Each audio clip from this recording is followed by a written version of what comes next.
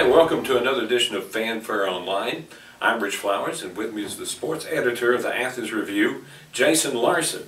And we have a week of exciting games to talk about that were played the last Friday night, and also some coming up this week that promise to be stem winders.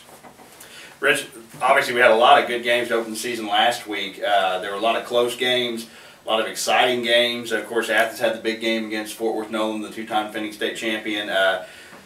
Trinidad had to come from behind to beat Bynum, so just had a lot of games. Of course, Kemp and Eustis went down to the wire at one point there, so we had a lot of fun games to start the season. The Athens game was fun. Didn't start out that way. In fact, a couple of minutes before halftime, you could feel all the air go out of Bruce Field, but apparently the team wasn't done. They came out in the second half and made it a ball game. Yeah, they were down 20-0, Rich, obviously, and you know, it just kind of looked like a comedy of errors. You know, things were happening, turnovers were happening. I talked to Paul yesterday, the head coach of Athens. He said, you know, on all three of the turnovers, somebody just got a helmet on the ball and kind of freaked things. But yeah, like you said, it was 20-0. It was kind of like, oh boy, here we go.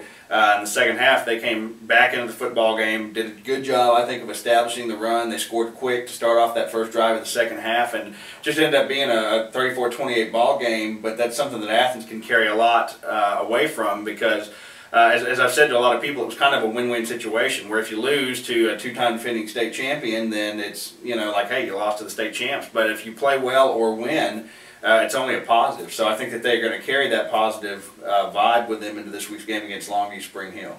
Nolan did a lot of things on offense that impressed me in the first half. Their quarterback, quick feet, he could set up quickly and throw. And of course, they had a good offense as far as giving opportunities for the running backs to break into the open field. In the second half, Athens did a little better on defense, but the offense came alive, and Kendall Sanders had one of the nights that will go to the highlight reel. Yeah, one of the better games, individual efforts that I remember around here in a long time, certainly for Athens football. You know, again, talking to Esri, kind of what had happened was Nolan had gone into that game apparently wanting to buckle down Courtney Whitehead, the star receiver for Athens, and that left Kendall with some room to wiggle. So, of course, he had the long touchdown run, 50 yards, and had a couple of great touchdown catches. So, you know, I think that he established himself as a very big offensive threat, and that's just going to help Athens' offense. Moving on down the line, we had the Van Vandals and the Brownsboro Bears going to play this week. And, of course, Brownsboro was taking on Palestine, always a formidable foe, and Brownsboro got off to an early season victory. Yeah, you know, and Palestine had a shot right there at the very end, Rich, and just didn't come through. Brownsboro's trying to work some players in new positions. This week's matchup is really intriguing to me because it's Van, and that's always big in Brownsboro. Brownsboro's got their new stadium, or at least their renovated stadium coming in, so obviously they're going to want to win that football game. And these are just two big-time rivals. Van's coming off a big win over Grand Saline, 44-6, and I don't know how much to read into that necessarily. That's a game that you'd think Van would win, but when you have that rivalry thing kind of going on this early too, you never know what to expect. Of course, the Vandals with that 44-6 opening victory, very solid. But it's good to play a tough team like Palestine in the opening game. You find out a lot about your team. There are different opinions about how to start off a season. Some like to have opportunity in the early weeks to kind of get into their offense, to put things together before they really have that tough test. Others feel that the competition early on is going to get them ready. Yeah, and I think in the two games that we just talked about, Athens and Brownsboro, the competition was probably a good thing. Of course, you know, different results. Athens takes a loss, Brownsboro takes a win, but I think they can both come out of those weeks feeling stronger for the effort. The Maybank Panthers against the Wills Point Tigers closed very early in the game, but in the second quarter, it was Wills Point kind of blowing out Maybank, and from there on, they dominated the contest. Yeah, you know, Wills Point has done a really good job of building that program back, and of course Athens got a taste of that last year, and pretty much everybody that they played got a taste of that. That certainly wasn't the Wills Point team from the prior years. And they did. They ended up putting it on Maybank pretty good. The Panthers are still looking for a lot of answers, you know, still looking for a lot of personnel. I know they were battling some injuries there towards the end of the two-a-days. So, you know, Quinlan Ford, they are coming off a 27-17 win over Mineola last week, and I think Maybank's going to play them a little bit closer. this could be a week that Maybank starts to actually, this may be their first week, you know, kind of forgetting about what happened last week, but where they can actually start to build in a positive direction. Well, it's always been said that between the first week and the second week is where you often see the biggest improvement, and also the biggest change in a team. Last year, if you recall, Maybank in the second week of the season made that big statement against the Athens Hornets. Yeah, yeah. And I just, it's hard to think that any Jimmy Cantrell coach team is not going to, you know, regroup in a good way and come back out with a good game plan for whoever they're going to face next week. And I think Quinlan Ford's a good opponent for that, for Maybank this time.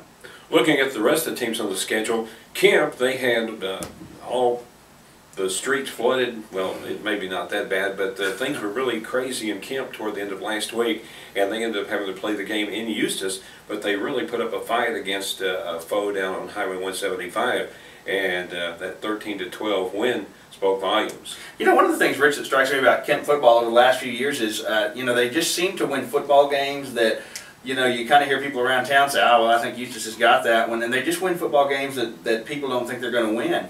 And, you know, they lost so much, like so many teams did from last year, you know, but they lost so many key positions and still found a way to win. I think one of the things that Kemp's going to be able to hang its hat on this year is defense. Of course, they've got John Kilgore as one of the better linebackers, if not the best linebacker returning in the county. And, you know, with this Edgewood team, Edgewood's coming off 35-15 loss to Kearns. Of course, Kearns has cracked the top 10 in Class A now this week in the Associated Press poll.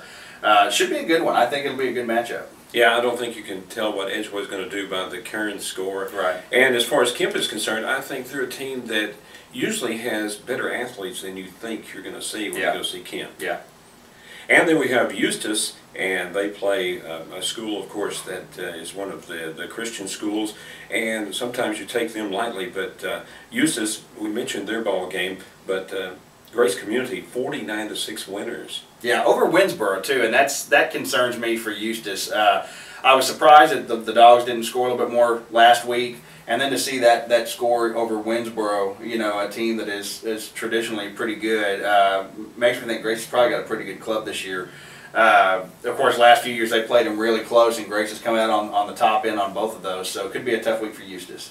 The Malakoff Tigers, a great season opener, and this builds on the surprisingly good season they had a year ago. Yeah, and big win in the first week, 51-18, most points ever in a home opener for the Tigers, and you know, they're going to play Grand Saline, which of course, you know, we had mentioned had been a big loser to Van, so I think the Tigers are going to be pretty good this week.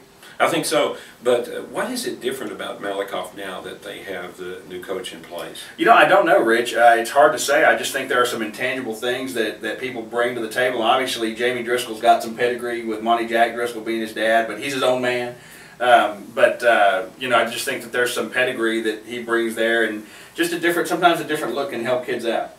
The Crossroads Bobcats, of course, they've struggled some in recent years. Alba Golden has had their years of struggle. How does that game shape up? Well, you know, Alba Golden's a 26-0 winner over Cumbie last week. Crossroads had played really tough with Scurry Rosser and ended up losing that ball game, but there's reason to have hope in Crossroads, you know, kind of like the newspaper said this weekend. So should be a good game. I really don't know how to make anything out of it other than it's just going to be a tight ball game. The Trinidad Trojans, a bit of a struggle in their opener, maybe more of a struggle than we thought. Yeah, I was surprised by that one, Rich. They had to come from behind to win that one with a couple of defensive touchdowns. I think this week's going to be real hard for them. Anytime they play Greenville Christian, that's one of the better private school six-man teams in the state. And you know, they were you know, they lost last week, but I think Trinidad's going to have their hands full. And Athens Christian Prep against Jehovah Jireh. Of course, Christian Prep last year struggled throughout the season, couldn't quite make it all the way through. And this year, they're struggling to do exactly that. How do they shape up this week? Well, you know, I don't know what to think about Jehovah Jireh. They didn't play last week. They were scheduled to and didn't play. One thing now, in ACP's loss last week, they did score. They got on the board and scored some points, scored 18 points, and I think that's a promising thing for a new program. So they're just going to have to keep finding a way to get in the end zone and see where things fall. That's the way it looks for this Friday night, and next week you can join us for another edition of Fanfare Online, see what happened this week, and also our prognostications and our look at the games coming up in week 2.